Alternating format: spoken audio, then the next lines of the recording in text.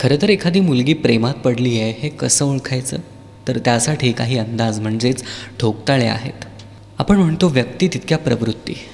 कारणही तसंच आहे, कारण जितकी माणसं तितके त्यांचे वेगवेगळे स्वभाव. या सगळ्या गोष्टींमधून एक गोष्ट होते. जेव्हा एखादी मुलगी प्रेमात पडते तेव्हा तिच्यामध्ये आमूलाग्र बदल व्हायला सुरुवात होतात. सतत आरशात बघत राहणं, मोबाईलमध्ये व्यस्त राहणं आणि स्वतःला टापटीप ठेवणं.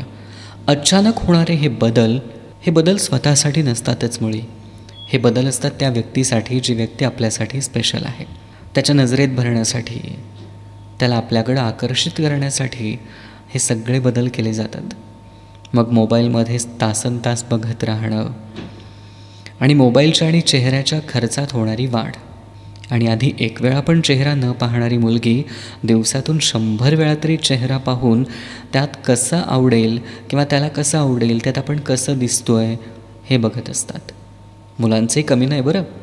मुलं पण आपला फिटनेस ठेवतात व्यवस्थित किंवा आपलं पोट दिसणार नाही याची काळजी घेतात. मुलींचं मोबाईलवरचं बोलणं 5 मिनिटांवरनं जवळपास 100 मिनिटांपर्यंत पोहोचतं.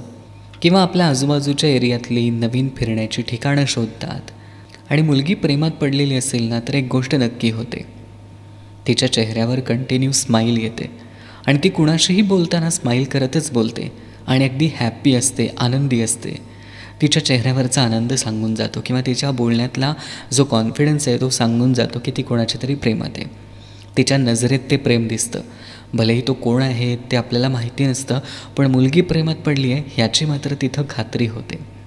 किंवा हे जे बदल आहेत हे जर त्या व्यक्तीमध्ये घडत असतील किंवा त्या मुलीमध्ये घडत असतील तर लक्षात ठेवा ती मुलगी प्रेमात पडली आहे.